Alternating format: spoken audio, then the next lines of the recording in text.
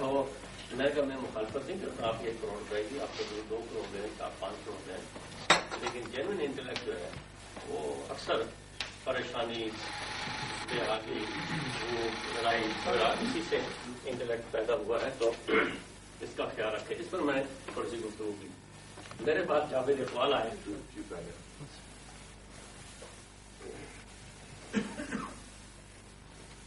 sorry, I was technically late. Always take place like that. all right, yes. Is it okay? Okay. Very good. Mr. Prime Minister, first of all, please receive my best wishes for your 45th birthday. For that, I'm with Kashmir. Thank you very much. Nice, sir. There have been atrocities in Indian-held Kashmir. In how far do these atrocities rush back to the Pakistani part of Kashmir? That means, in how far do the Indians retaliate with atrocities the people of their kind commit inside your part of Kashmir? I'm sorry, the question doesn't seem to be very clear. You see, the Indian side of Kashmir has been under suppression for a long time. But for the last 2 years, particularly, Indians, besides having been active in the reform of cultural, educational, and economic fields, suppressing Kashmiris, they have now, for the last 2 years, resorted to physical elimination of the Muslim population in that area. And many people in the form of refugees, they have escaped over to the side. They number about 5,000 to 6,000 people. This is despite the fact that we have also been asking them, trying to stop them to come to this side for various reasons. And a number of youngsters scared of their life. They have also been crossing over from time to time to this side of Kashmir. So I don't know whether this is enough for that question or not, or whether I have properly understood your question. The Indians accuse Pakistan of sending bandits over, as they say. I see. And you make a lot of resistance by it. Do they commit on their part any crime of that kind? If we call it crime inside Pakistan, in their part of Kashmir? No, there's no such thing.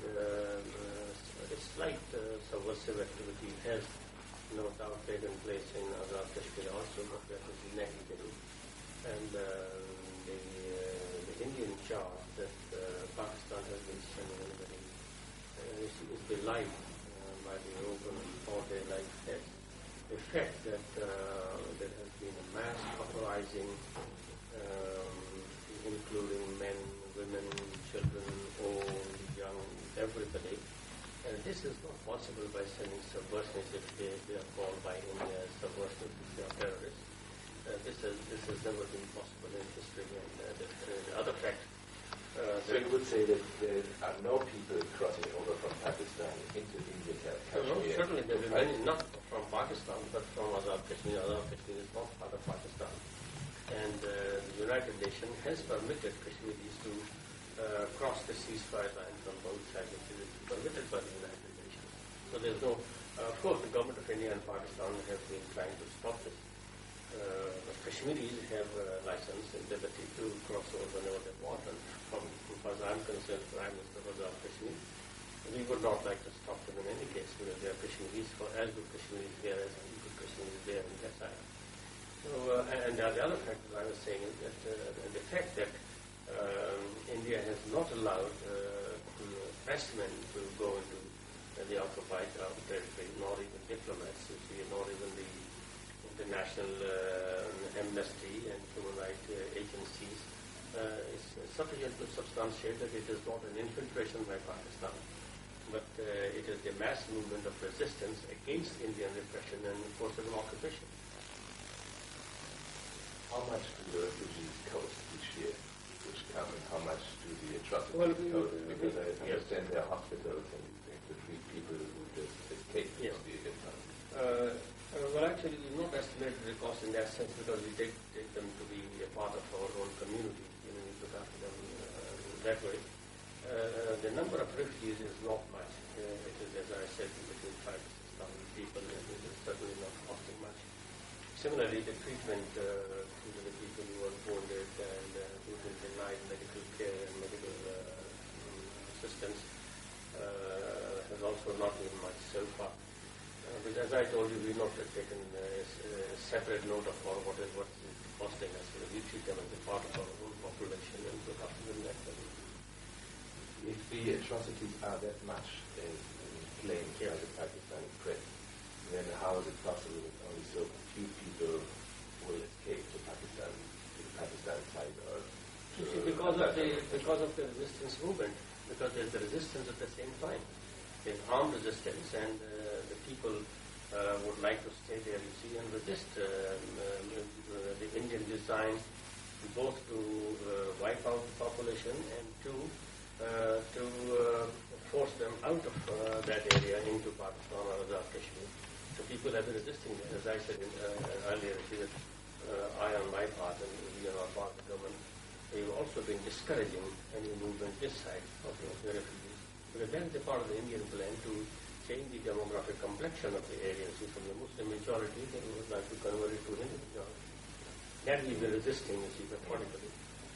So can you please check whether that monitor is all right? Can you please check this also? It's some doors that whether it's operating or not. Okay. No, in a second I'll be back. Yes, I'll check it.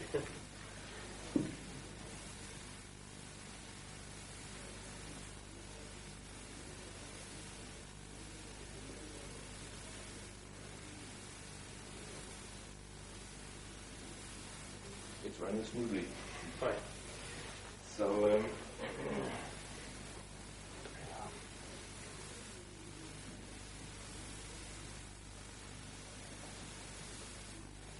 recently there has been more fighting inside the Indian head in Kashmir. That means in the last 2 years, more or less, we can observe this thing.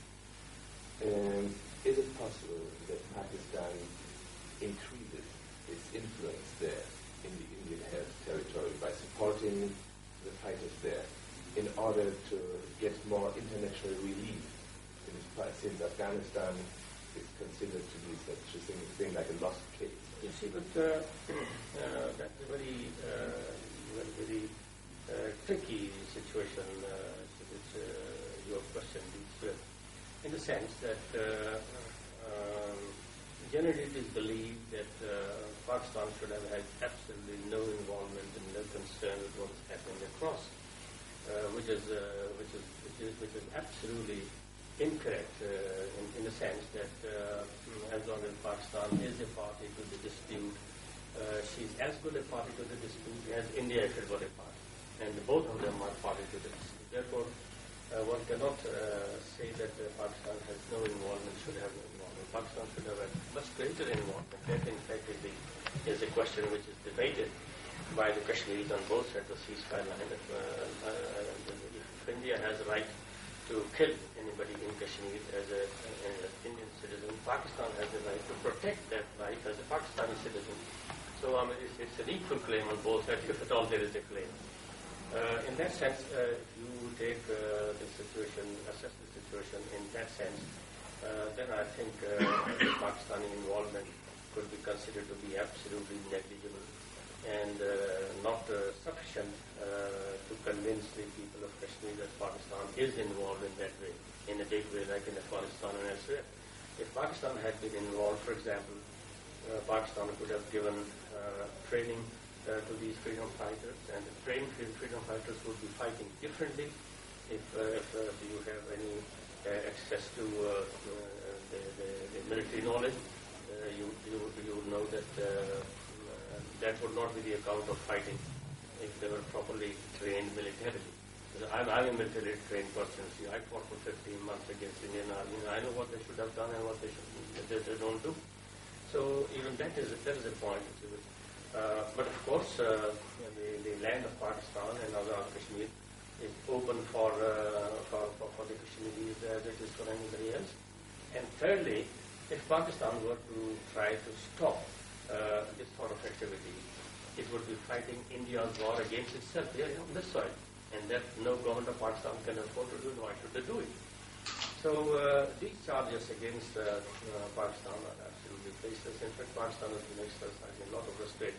I mean, if Pakistan was involved that way, let us put it more precisely, then I should have been involved. I should have been the first to be involved wholeheartedly from top to bottom. But our involvement also is only hypothetical and is only political and moral. So far we have not been involved practically into this. Although our own kids and kin are being slaughtered and killed and massacred and butchered and molested, but we've not been involved in that sense so far. That is perhaps that is what explains the restrained exercise by the people from Pakistan who are said to be involved in this. Pakistan's military intelligence, ISI, is not working with the resistance fighters, or when the Indians call them. Well, that's a matter for ISI. You know, ISI is an organization. It's like asking me about the CIA or RAW or KGB or something else. I'm not a member of those organizations, and I wouldn't have much knowledge, much access to any knowledge directly that way. But certainly, as I said, Pakistan is a party to the dispute. They cannot remain aloof. Their agencies, whether it is the IDB or the ISI or some other military intelligence, some other agency, they would certainly be keeping watch on all this, because this affects directly the defense of Pakistan. As you know, the major line of defense runs through Azad Kashmir, the defense of Pakistan. Therefore, they can't keep out of it. And they must be doing their job. I don't know to what extent and in what form. But that none of us can get. But that's what it is, yes. After the Soviet pullout out of Afghanistan, the assistance from the US to Pakistan has slowed down considerably. Yes. Is Pakistan pressing the Kashmir issue because it wants to regain that assistance? No. You see, Kashmir issue was started much before the United States pulled out this assistance. But Pakistan is so committed to this issue. It has become a question of life and death for Pakistan. That's why it has to press hard. If Pakistan gives up the Kashmir issue, then perhaps there would be no Pakistan. That is the situation. It's not because of regaining the assistance from the United States, but it is its own life and death question. That's why it has to press hard. Thank you very much, Mr. Prime Minister. Thank you very much. Thank you. You can switch off the country. Do the Pakistanis press the Kashmir issue right now to regain some of this assistance? See, they have to press this issue not exclusively for regaining that assistance, but they have to keep on pressing the issue as the question of life and death. But then, Pakistan today is not in a position to slow down its support to the issue as it is, and therefore they have to keep on pressing on this issue, whether the American support is coming or it is not coming. Giving up the issue today for the sake of American support would be almost doing away with Pakistan, and I don't know any government in Pakistan or even the people of Pakistan can afford to have that. So that is why we have to keep on pressing, regardless of whether the support is coming or not coming. And it's not really the question of Kashmir. But Kashmir today is linked up with many things. You see, it is linked up with the Indian security, for example, unity of India, which is in jeopardy almost already. It is linked up with the American policy to contain China. It is linked up with the German and Japanese position emerging out of the post-Iraq era. So all these things are now linked up, and therefore Pakistan would not be in a position to withdraw even the muscle of it. It means Pakistan is banking a little bit on assisting the West in the conflict with Iran. Well, Pakistan has been assisting the West. In fact, everybody has been assisting. Everybody who realized what was happening had been assisting the West over this conflict. then no doubt. But the West, of course, they have their own global interests, and once they were served, they perhaps find it no more necessary to support Pakistan. But it will depend on the few weeks to come how things are going to move. But at the moment, this unipolar situation on the globe, it might sound very cogent and pleasant, but it has its own inherent dangers and drawbacks also. So the whole thing is gradually developing and evolving, and nobody really knows exactly where it's going to end. We have talked about Pakistan's assistance to resistance fighters from the Pakistani side inside Indian-held Kashmir. Once more, let me just ask you, would you deny that ISI is helping these fighters and that there's direct assistance going to these? You see, I think there's no question of denying or accepting anything, because Pakistan is a party, as long as we admit that Pakistan is a party to the dispute. And it is as good a party to the dispute as India is, if it is. So therefore, if Pakistan is doing anything, it has its legitimate political right to do that. And that has been conceded to by the United Nations. The United Nations accepted Pakistan and India both as a party to the dispute. So therefore, if somebody is doing something, I am not a member of the ISI or any of the CIA or RAW or any other KGB organization. Therefore, I won't know what internally they are doing and what assistance they are extending. But as I said earlier, that the general impression on this side of the ceasefire line and across is that Pakistan is not doing sufficient for the movement. If it is doing something, it's not doing sufficient. It has its own constraints and limitations.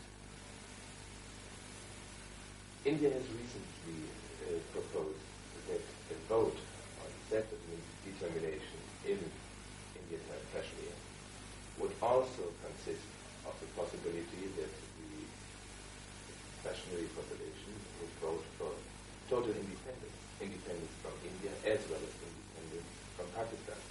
Pakistan so far has rejected that point. Why? See, I have absolutely no idea whether anybody has proposed from India or Pakistan side. India has been totally averse to any idea of both independence or accession or anything, and even arbitration or even a conciliation point.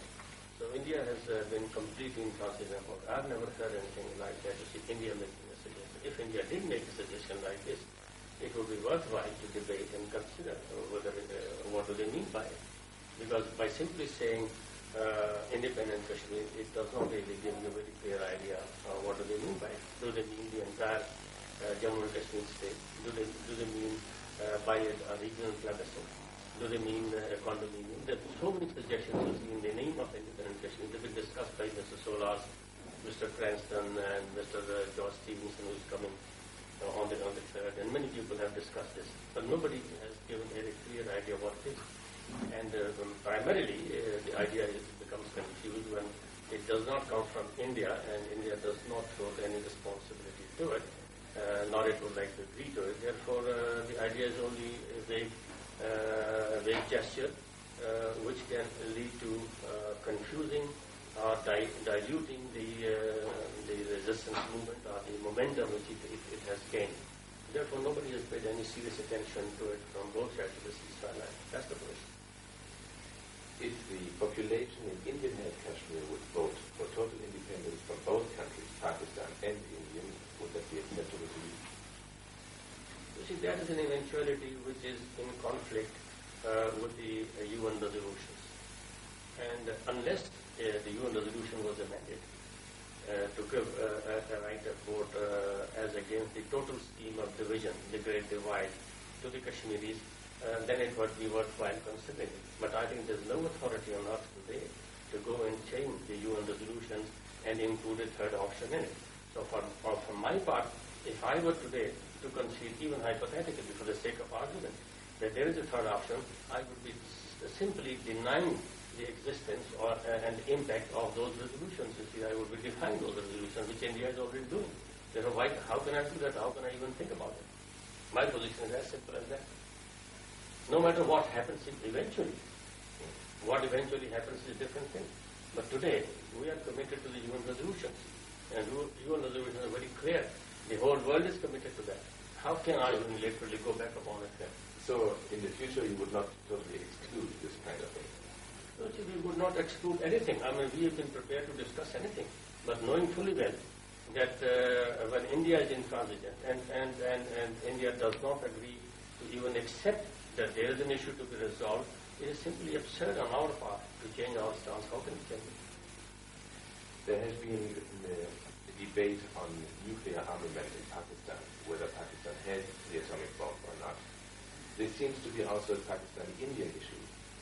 Is the kind of deal thinkable, for example, that Pakistan would stop building or trying to have a bomb and would stop this kind of arms build-up in exchange, for example, for the freedom of Kashmir? You see, if Kashmir issue was resolved properly, amicably, by understanding, by reference to say the UN resolutions, I'm absolutely clear, 100% sure, there would be no need for India and Pakistan both to have any nuclear device at home. They can live without. It is only the Kashmir dispute which has brought the world to the brink of the use of America and Russia. They have not used the atomic devices. They only been threatening each other, providing deterrent. But the kind of Indian mind which we know over the ages we have known, there would be people who could go to any extent define the entire world order. Therefore, and it is the Kashmir dispute. If Kashmir dispute is resolved, there will be no need for any military build-up.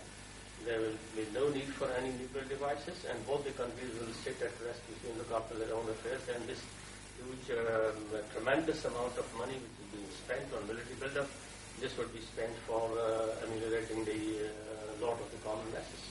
That means you would still insist on the equality of the arms reduction in this field? Well, surely, of course. You see, we are a small country. Then look, what an anomaly. And I don't know really the